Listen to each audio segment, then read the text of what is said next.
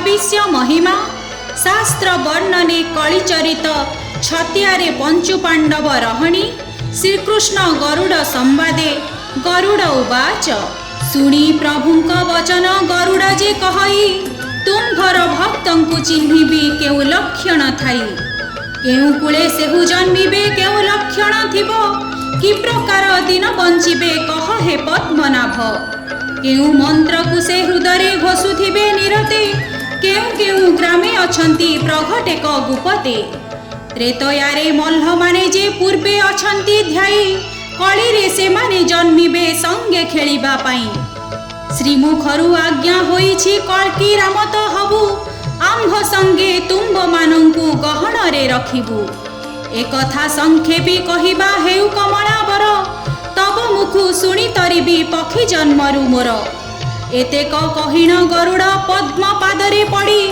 उठी खंड दूरे रहिण करपत्र को जोड़ी श्रीकृष्ण उवाच गरुड़ विनय देखिण प्रभु जगु सोदर कोमल वचन कहंती शुण हे खगवर पादे अटे जाजपुर हे जम अर्गली सेही जन्मी अछि जगन्नाथ हो मोर पाद को ध्याई ब्राह्मण कूलरे जन्मीण बहु गोष्ठी करई शिष्य उपशिष्य घेरिण 300 होई नित्य भागवत पढ़िब रात्रे लेखे भविष्य पृथुल उदर ताहार चक्षु रक्त सदृश्य थिरी थिरी कथा कहई कोकिल प्राय बाणी से मोर भकत चिन्हिछि गरुड़ थाओ शुणी त्रेतया सुसेन मंत्री से कली रे जगन्नाथ बड़ धार्मिक से अटई बृहस्पतिंक मत शुणी प्रभुंक वचन गरुड़ जे कहई तुम्भर भक्तंकु चिन्हिबे केउ लक्षण थाई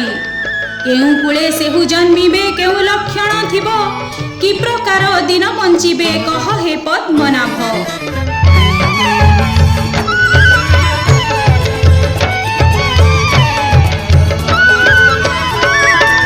हरिपुर ग्रामे अछई केसरी कपितात पाटक कूलरे जन्मिछि नाम अटे अनंत नानादी बेपार करिण कुटुंब को पाळई कल्कीर आद्यर मंत्र को हृदय जपुण थाई ओं क्लीं ग्राम प्लीं कल्पतरुए नमः कली अनंत ग्रामे अछि अच्युत जे अनंत त्रेतयारे मल्ल सुनाग पन्नग जे साक्षात बेनी जन एकत्र रे हो व्यवहार जे करंती हरे राम कृष्ण बोलिण निरंतरे जपंती गोवर्धन बोली एकई नदीर से जे नाम सेही ठारे छपी अछंती साधु संत सुजन जर खंड ठाबरु जे बारुणा परिजंत 300 जे गणिता छंती मोर भकत छतिया ग्राम रे पंचु जे पांडव रही छंती साधु रघुनाथ बोलिण नाम सेहु बोलंती गोपाल मुकुंद हर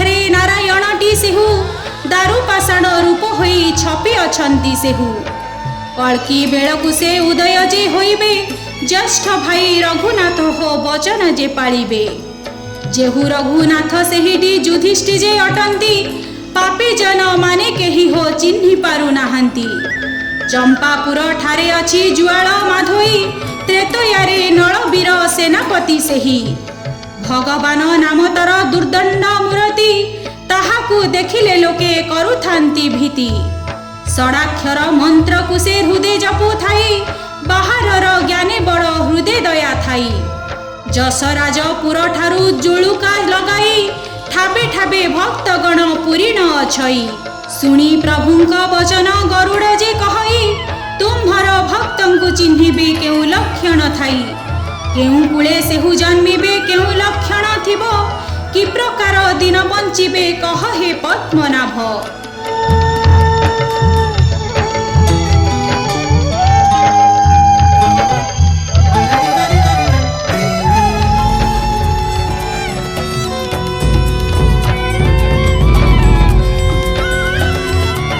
मणि जोड़ी ठारू माणी तिरी परिजंते भक्त नाम किंचितरे प्रकाशुछि तोते मणि जोड़ी मुकुंद नामेण खंडायत प्रेम भक्ति भकत से चौपदी सहित माणितिरी ग्रामीण दासंक अड़नाती नरसिंह चतुर्थ गर्भरे उतुपति प्रहल्लाद बोली एक पुत्र जे होइब बड़ाई भक्त भजन करी उछुलिब।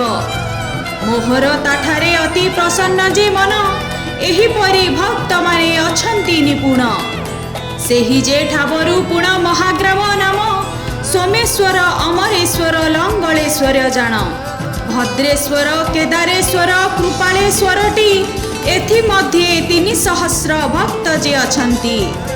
जरिया नदीर नाम गुपत कालिंदी महाग्रामे वसुदेव होइथिले बंदी। गोपीनाथ विनोद बिहारी नाम जेहु बेनी भाई बेनी शोभा होइछंती सेहु। सेहि जे ठाबरे 300 भक्त गोपालुणी माने जन्मी अछंती नियत। वैद्यकुले जन्म हेब सामजे सुंदर त्रेतयारे महामंत्री जम्बे बजे वीर। राधाकृष्ण नामकु से करी संकीर्तन राधाकृष्ण गौर मंत्र निरते साधन। हरि नाम महामंत्र प्रेम भक्ति भोले सदा मजी थाई से जे चरण कमले। गरुड़ विनय देखिण प्रभु जगु सदर कोमल वचन कहंती सुण हे खगबर।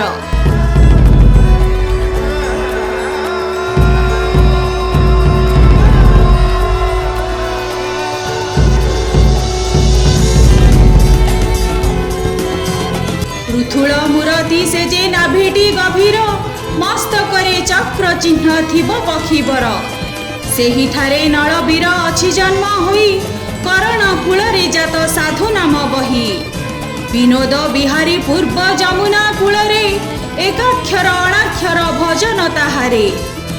हज हजाणकु भेदु थिब शून्य घरे सरस्वती कृपाणकु करिथिले बारे। गोपीनाथ नाम तार करण कूलरे त्रेतयारे दधिमुख जन्म सेठारे। 12 बरस अंते गोप्य से होइब ब्राह्मण कूलरे से जे जन्म लभिब। दनाई निधि नारायण अनादिकी घेनी वासुदयी तारी मधु जनार्दन तिनी। एमाने मेलिन से जे गोष्ठी आरंभंती जमुना त्रिवेणी ठारे मेली जे हुअंती।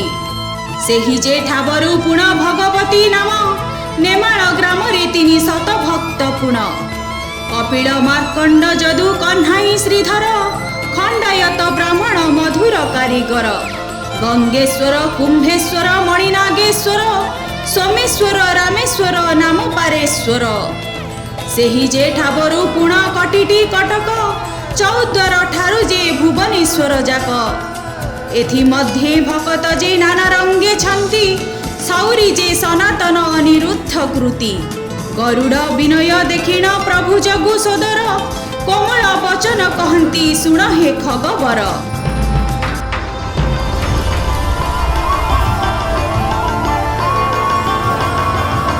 खंडगिरी परिजन्ते अछंती भक्त मोह नाम भजुछंती होइन गुपत। देहधारी होई सर्वे छपि रही छंती दुष्ट जनम को देखिण काकुस्थे रहंती। सुनिन गरुड़ प्रभु पादरे पड़िन करपत्र जोड़ी कहे प्रभुंक आगेण। संशय फेडिन कह प्रभु नीलांबर आउ भक्त काहि छंती आश्रिते तुम्हर।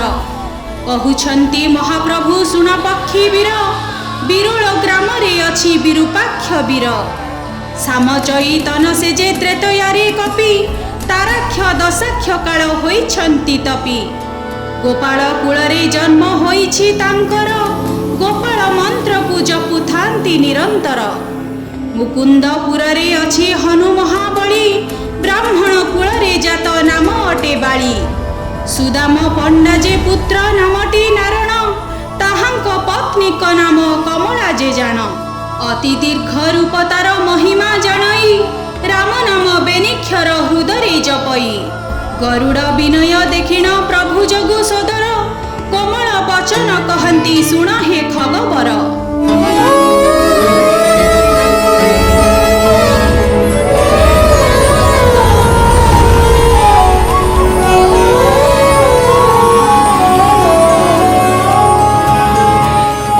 तुलसीपुर रे अछि जम्बे बजे बसछि दामोदर नाम तार हृद पद्मे अछि। चाउलिया गंज ठारे अच्युत मोहर करण जे पथुरिया कूले अवतार। लक्षे ग्रंथ लेखुथिब रात्रे बसिन दिवसे पथर बिकी उदर पोषिण बांकी मुहाणरे अछि शिशु जे कबीर कालमुख जन्मी अछि ब्राह्मण कुलर कालिंजन शतकाली मोहनपुरी मणिभद्रा मणिनाग नेमाळ ग्रामरे शतबल दधिमुख कालीमुख तिनी गोबरा कूଳରେ छन्ति करी हरिध्वनि बाली सुग्री जन्मी छन्ति हस्तिना कटक कखड़ी रे रही अछि अंगद बिरेक एहीपरि सेना माने ठाबे ठाबे छन्ति राम नाम पद गोटी हृदय घोषुथान्ति कमलपुर ठाबरु अळिका पर्यन्ते राजगड़ लगाइन अछन्ति भकते केतेक प्रघट होई केतेक गुपत 39 सर्वे होइले उदित भीम गर्जन शबदे होइबे बाहार हरिଙ୍କୁ जे नेले बोली कंपाई शरीर